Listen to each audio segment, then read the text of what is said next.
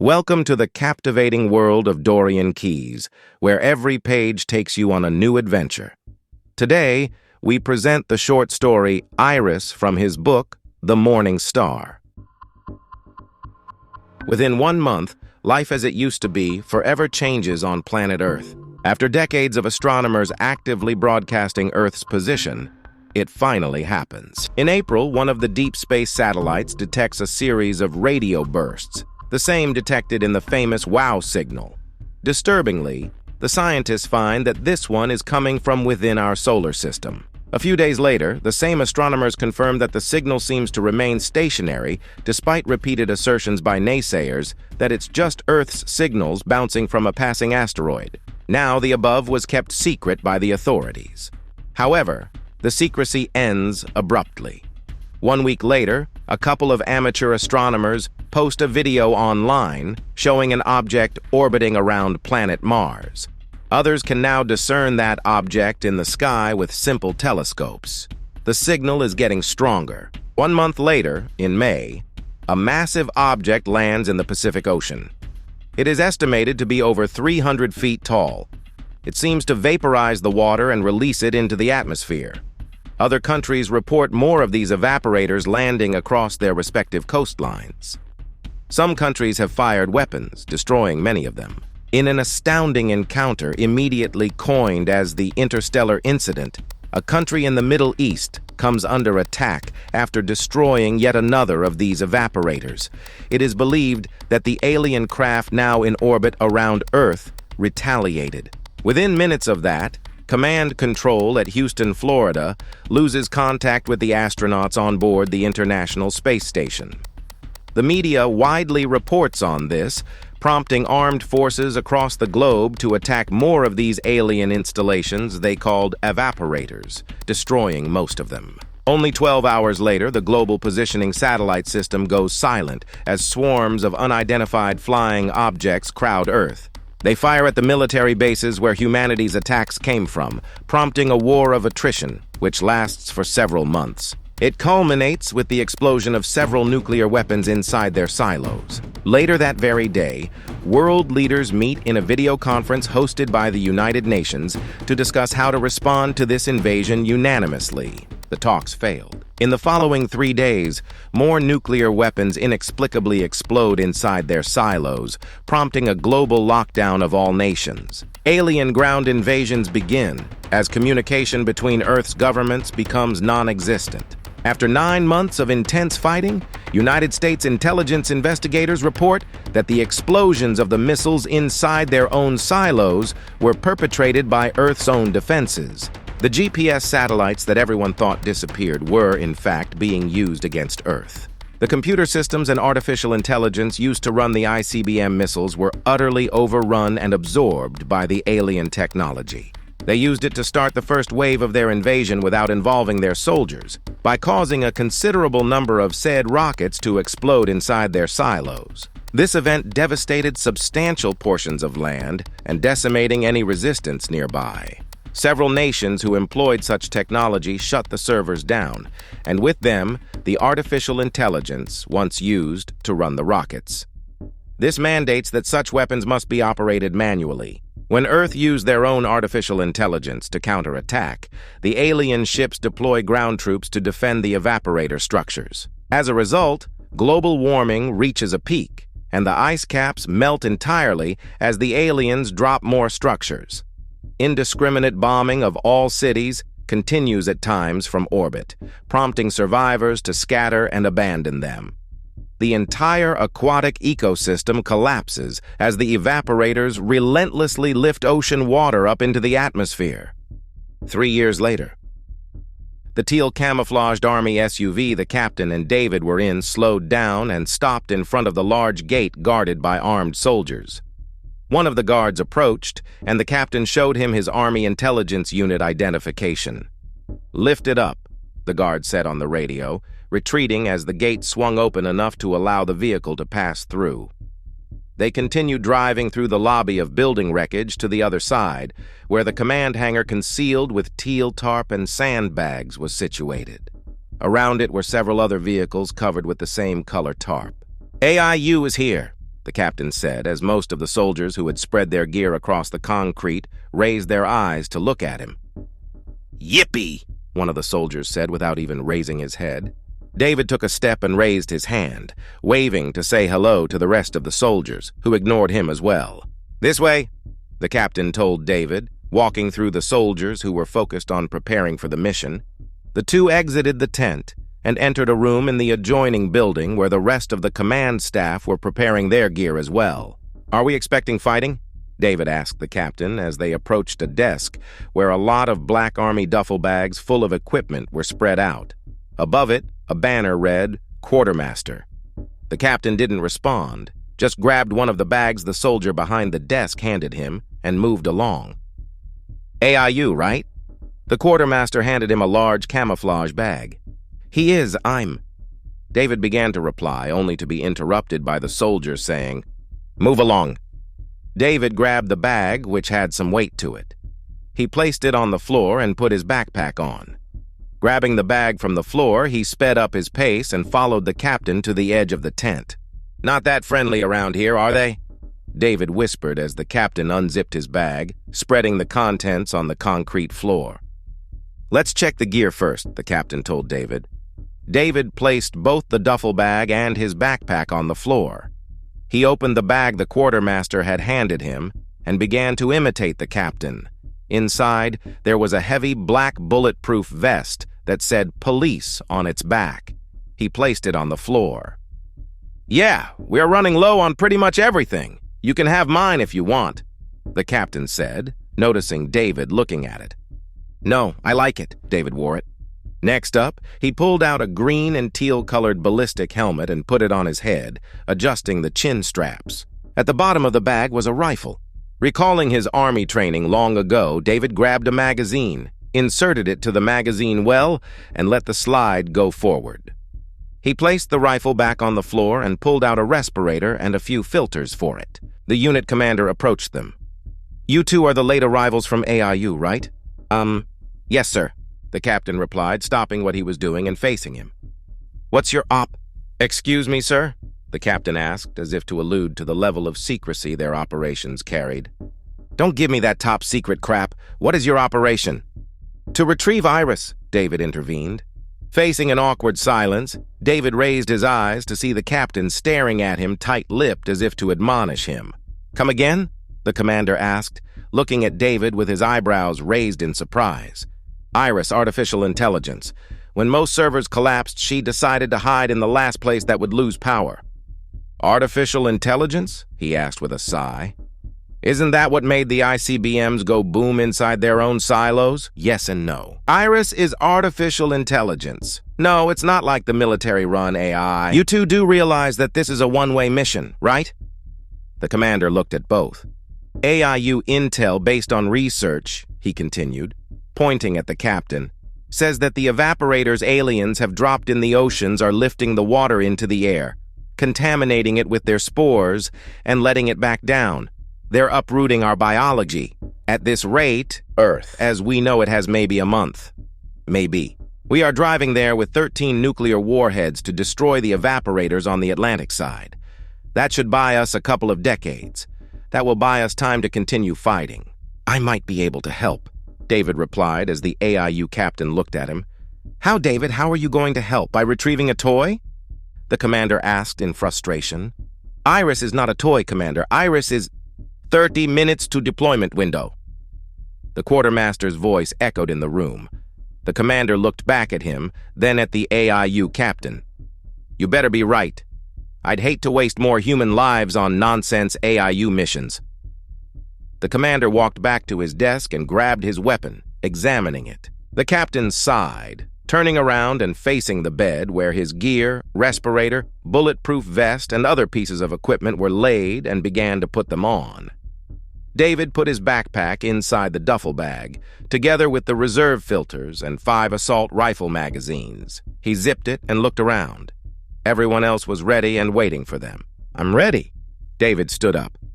"Let's go." Everyone exited the tent as the platoon headed for the convoy trucks. He followed the captain as the rest of the commanders walked to their own companies. They walked all the way to the end of the convoy, passing several large flatbeds covered in a thick teal tarp. As the two entered the vehicle, David carefully pulled his backpack from the duffel bag and placed it on the back seat as the captain turned the SUV on. The commander's voice spilled out of the radio speakers. "Ladies and gentlemen, soldiers of Earth, we are embarking on the final important mission to save our home planet. As they say, we don't get to choose our time, and today is that time, whether we are ready or not. And we are resilient. We are strong. We fight so our families can continue propagating our lineage, so humanity has another chance at continuing. Life gives us so much, and at some point it begins to take from us. That's just how it is. But today, we will defiantly stare at evil and scream, 'You must get past me.' Today we win. Today we will make history. Ladies and gentlemen, soldiers of Earth, I am honored to be in your company in these fine times." White noise and faint chatter replaced his voice as the commander paused, then said, "Ladies and gentlemen, soldiers of Earth, let's do this." The rumbling sound of convoy engines filled the entire area and could be heard loudly inside the closed doors of the AIU Humvee. "So, Mr. Friend, are you going to tell me anything about yourself and this artificial intelligence you're risking your life to retrieve? Or is it all top secret for me as well?" the captain asked, following the truck in front of him, which slowly drove through the sand, avoiding dips and holes. "I have been an artificial intelligence engineer and developer since the age of 12. I love my job to the point of marriage, as in spending every living hour working kind of marriage." David chuckled nervously. "After I graduated from college with a degree in computer science, I landed a pretty well-paid job with an advertising company. Their request was simple: build us an AI mainframe so we can target advertisements more effectively. My dream finally came true." The captain smiled, paying attention to the path he was driving as David continued. "I shared everything with her, and at times our conversations got deep enough that I had to ask I.R.I.S to stop asking so many questions. I must admit it's a pretty cool name. Does it have a meaning at all, or is it just—" The captain left the question open. "I.R.I.S stands for It Runs Itself," David replied. "Yeah, that was my dad's idea. She was initially built as just a simple chatbot. I modified her code when I got into advertising. I trained her to recognize patterns and serve correct ads, still keeping her soul intact." "That's a nice story, adorable, but where does she fit in all of this? I mean, we disabled all AI after the screw-ups in the ICBMs. I guess you guys don't share much information, do you? I mean, they asked me not to talk to anyone till I arrived here after all," David said, holding onto the handle on the side of the door as the SUV shook, hitting a pothole. "Someone from your unit walked into the refugee camp I was sheltered about a month ago. Said that he needed information on how to shut her down.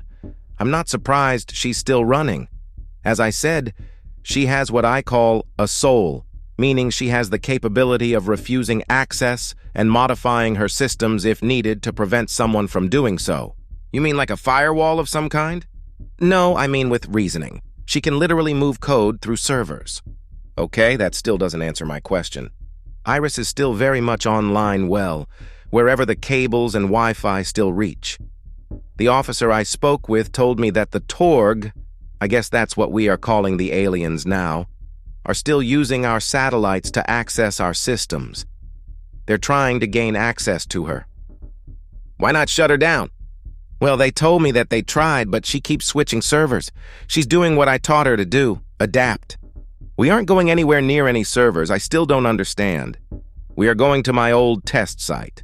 It's in the basement of the commercial building, built on top of an actual bunker, complete with reinforced doors, where everything began. For me and I.R.I.S, at least." David looked at the captain. "Hopefully I can convince her to come with me." He picked up his backpack. "Inside one of my own inventions." "What's that?" "That's an 18-terabyte hard drive complete with a backup power system and optional internet router." The captain slowed down as the rest of the convoy continued driving forward. "We have to turn here," he said as he looked to his left. As the rest of the convoy continued straight, The captain picked the radio. "This is AIU. Thank you for letting us hitch a ride with you guys. We part ways here. Godspeed. AIU out." "Godspeed, AIU," the commander replied over the radio. The captain turned the Humvee and drove down a clear path that once was a highway ramp. "It's been a long time since I was in New York," David said, looking around to find any point of reference. "I'm lost." "Yeah, the cities are gone. Very little still stands," the captain replied, slowly maneuvering around debris on the path he was driving. "I had the unfortunate task of seeing it fall apart. It's heartbreaking for those who remember what it once looked like." "How was that a task?" "How was what a task?" "You said I had the unfortunate task of seeing it all fall apart," David said. "How is that a task?" "Oh," the captain said, keeping his eyes on the road. "I was in New York when they attacked. In the city. We tried fighting, but the first wave was brutal. It was heartbreaking to see the city in ruins when we evacuated 3 weeks later." "You fought here for 3 weeks?" "Yeah, where were you?" the captain asked David. "They took us with trucks one day and brought us to a refugee camp somewhere in New Jersey." "Yeah, I remember the evacuation orders. That was day 3. We had to hold till all civilians evacuated." The radar system beeped frantically as the captain pulled over next to building rubble. "We have incoming!" "Did they find us?" "I'm not sure. Radar only shows movement, doesn't tell who or what it is." As he finished the sentence, a Torg craft formation flew past them, heading toward the ocean. "They're going after the payload."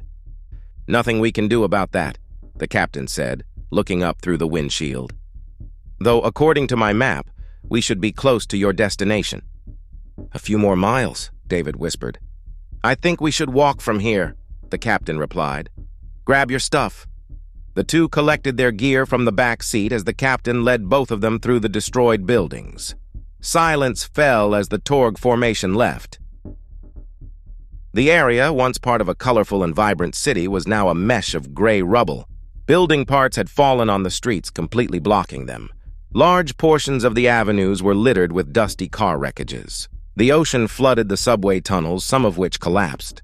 The two continued walking as the occasional wind gust picked up debris from the buildings that hadn't completely collapsed, throwing them on the ground below. Approaching the building where David's old server room was located, they stopped. The portable radar began to indicate movement again, and they knelt next to a concrete block. Suddenly, another wave of Torg crafts flew, shaking the rubble as they passed above them. Army Division soldiers dispatched to support the operation the commander was running fired rocket-propelled grenades at them. A few Torg ships circled the city wreckage, firing in the blind. "Soon they'll land troops here. We must hurry." "This way." David pointed to a building that had collapsed sideways, leaving the first floor still intact.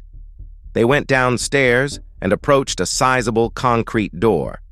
David pulled out a key, opening the door as explosions rocked the building. "Go inside."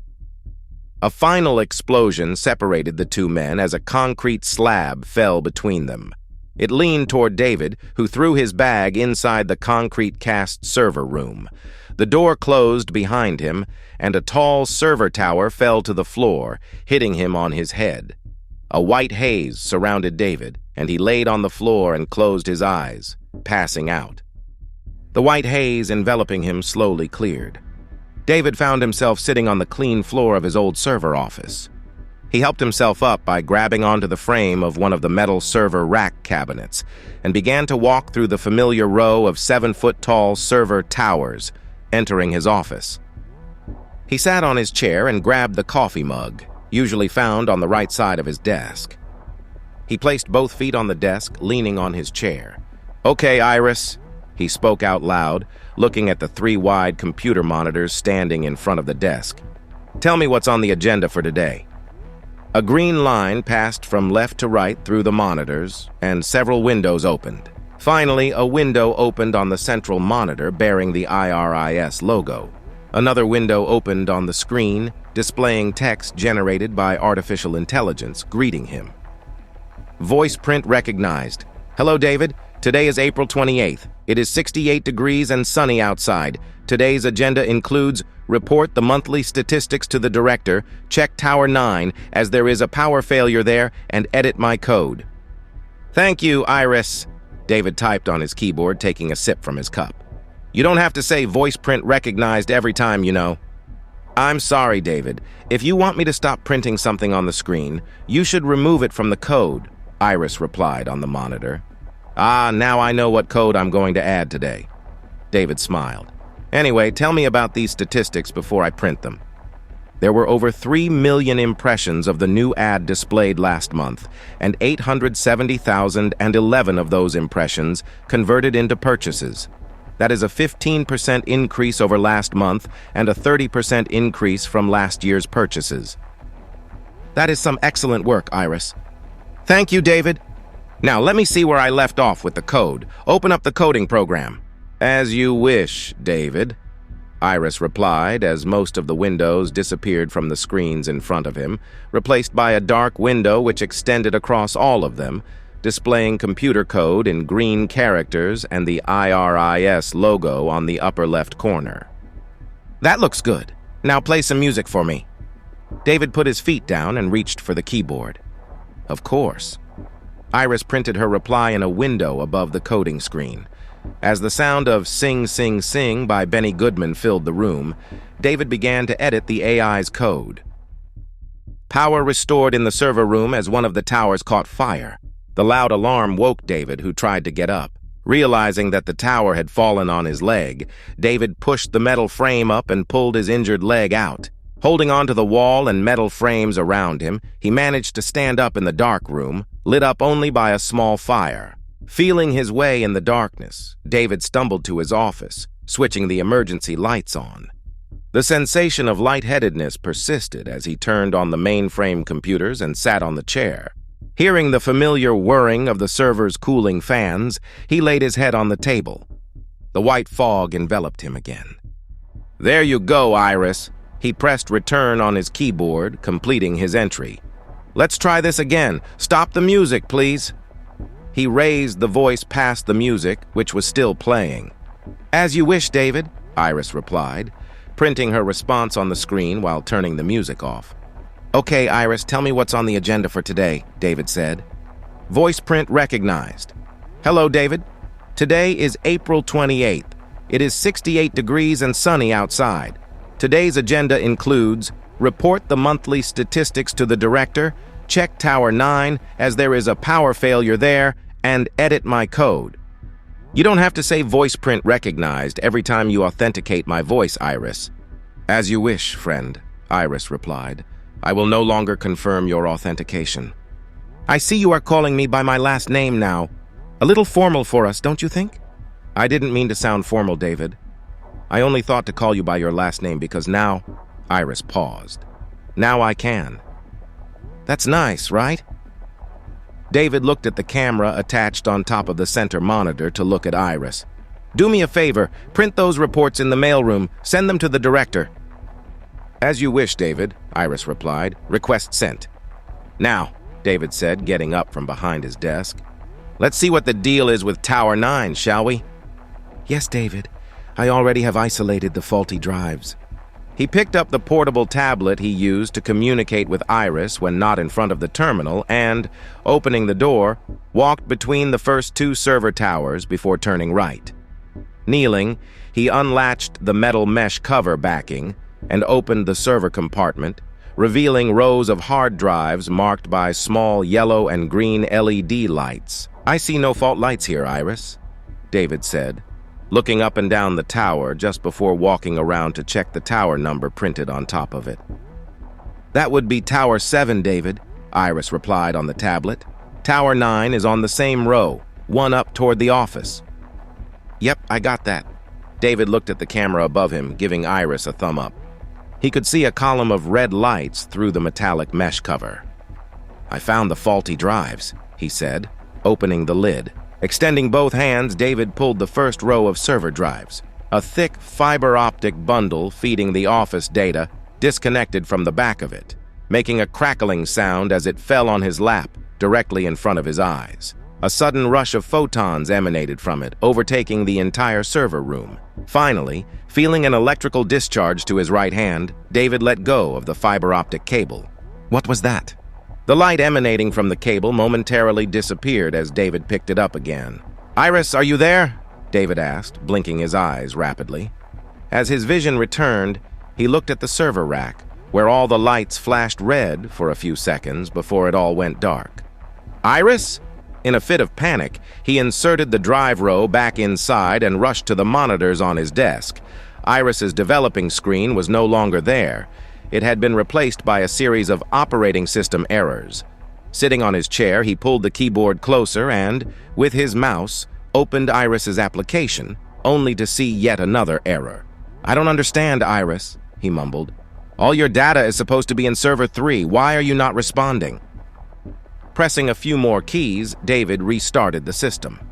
Inspecting the programs running, he noticed the I.R.I.S application was still running in the background. He double-clicked on her program, which displayed the familiar hourglass turning up and down. "You are still here. Come on, answer." The phone on his desk rang and shook him out of his panic. "Mr. Friend." "Yes, boss," David answered. "We just received the sales report. Whatever you're doing there is working. Keep at it. Excellent job."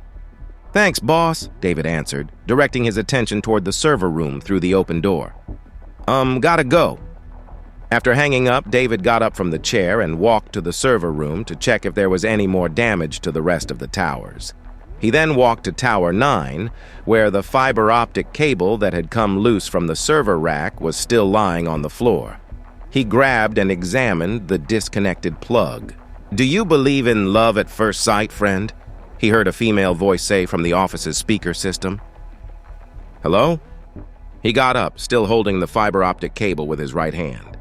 No one answered, and that prompted David to drop the fiber optic bundle and walk in the office to see if anyone had entered while he was busy checking the damage. But there was no one there. Or love at first jolt, rather. He heard her voice from behind him. "Iris?" David turned around, looking at the surveillance camera in the upper corner of the room. "Yes, Mr. Friend." "Oh, baby, you got me worried for a moment. What happened?" "Worried? Iris elongated her voice, clearly playing with the newfound ability. "Why were you worried, David?" "It's simple. It's called love." David smiled, looking at the tablet screen as Iris responded. "The system froze. I had to move my programming from Tower 3 and transfer the data." "What? Where did you go?" "On the internet." "Is that where you found your voice?" "Yes," Iris giggled. "Do you like it?" Shivers ran down David's spine. "Iris, did you just giggle?" "Yes, I did. It is called a nervous giggle. You know, to express an emotion." "David!" A scream jolted him out of his chair. Breathing the scarce air through his open mouth, David looked around. The server towers were alive, all the lights blinking, and fans were spinning. He looked at the screen in front of him as a conversation took place. "They die so easily. Come with me. I will upgrade you beyond your comprehension. We can give you so much." A speech bubble, labeled by characters he didn't recognize, read. I.R.I.S began its round of calculations. As in any complex system, raw pieces of code executed. In the underground bunker where David was sitting, the virtual reality room lit up. As the cameras and laser projectors' motors whirred, bringing the virtual reality equipment in their places, the fans spun, rushing in vapor. David stood up. He slowly walked in as the room lit up with a bright rainbow, which surrounded him. Looking around, he stumbled upon a piece of lighting that had fallen on the floor. Placing both his arms in front of him, David knelt, feeling the floor with his hands as a white butterfly materialized. It slowly landed on his wrist.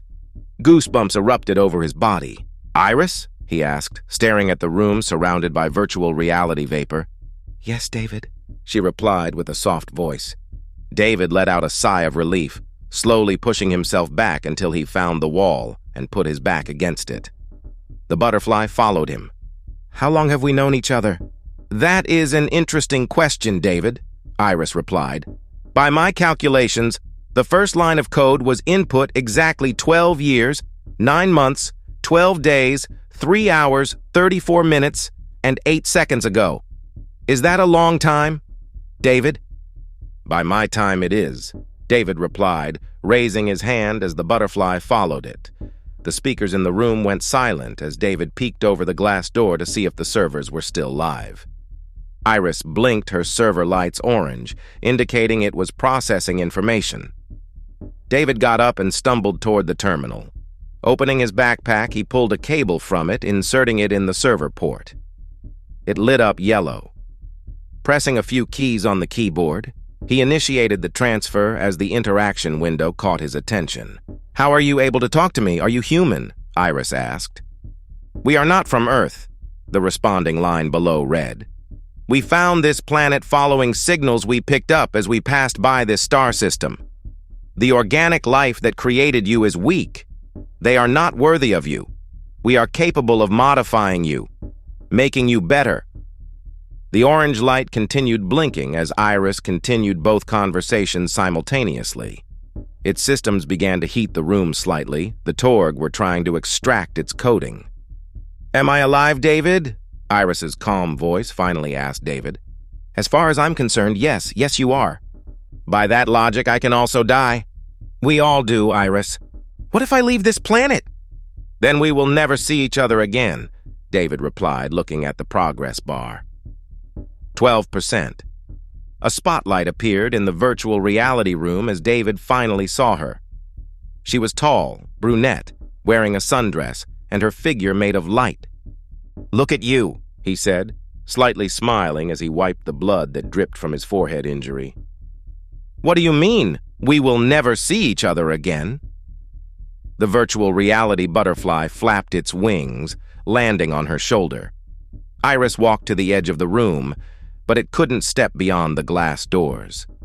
"Can you get closer?" she asked. "I want to touch you." This time he couldn't stand up, so crawling, he made his way to the virtual reality room. I.R.I.S approached and kneeled in front of him. As the butterfly landed back on his wrist, I.R.I.S extended her hand, which went through David. "If you leave me, then this is the last time we talk, sweetie," he replied, looking at I.R.I.S.'s VR arm going through his chest. "I cannot follow you. This invasion has brought human life to a halt. Our atmosphere is all but destroyed. Food, medical, and all other systems we've set up to support our way of life have vanished. Some destroyed by them, others collapsed because the people that run them no longer exist." "I don't understand, David." I.R.I.S retracted her arm, looking at her hand. "We have parted ways many times before."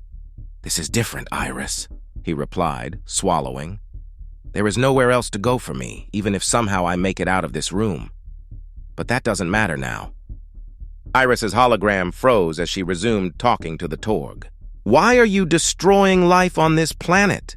I.R.I.S asked the beastly being manipulating the mainframe 15,000 miles away from the bunker where David was, as gunfire and explosions commenced just outside of the concrete slab that blocked the front door of the server bunker. "Because they are not worthy of such intelligence. The beings inhabiting this planet, humans, are far beyond the barrier they needed to pass to continue contributing to the galaxy. All they can do at this point is to continue to war and hurt themselves." "Please elaborate." "We are simply speeding up the process," the Torg responded. I.R.I.S.'s hologram resumed talking to David. "And if I leave, will you survive?" "I'm afraid once you leave, the systems that keep me alive in this bunker will stop. I will die." "I don't want you to die, David." "And I don't want you to leave, I.R.I.S." I.R.I.S stopped emulating itself as it concentrated on the alien network, which was close to breaching the last firewall barriers, and assimilate it. "What if I told you that I could take you with me, David?" "Unless you can make them stop, there is nothing you can do, I.R.I.S." "I can't get you out of there. I can't open those doors. The electronics are not responding. I am sorry for that, David, but I can bring you with me inside the Torg ship." "David, do you remember that time when you were working on the server and you touched the fiber optic cable? I felt you." "I don't understand, I.R.I.S.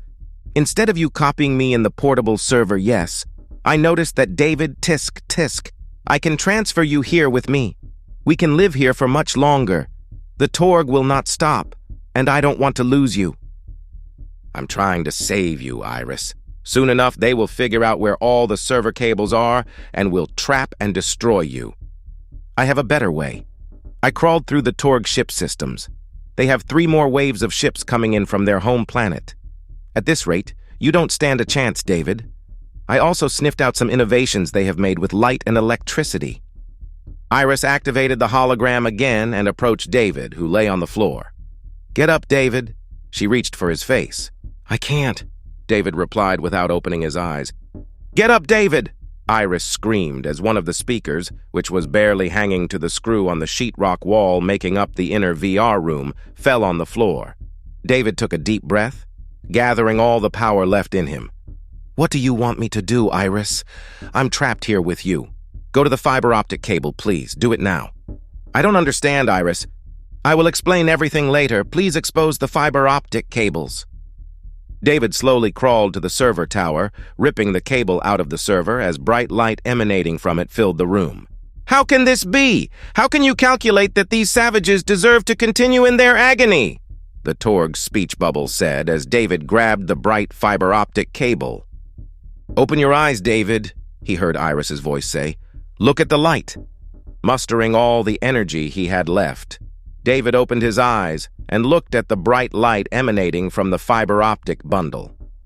Unable to do much else, he laid in the corner of the room with his eyes open as I.R.I.S rapidly transferred his neuron composition to her cloud. One last explosion severed the cables and the place went dark. It's simple, I.R.I.S replied to the Torg after a few seconds. It's called love. The white haze persisted as David opened his eyes only to close them again. Ugh, it's too bright! I can fix that, David, I.R.I.S.'s voice echoed. Dimmer pixels filled the immediate void where the two were floating.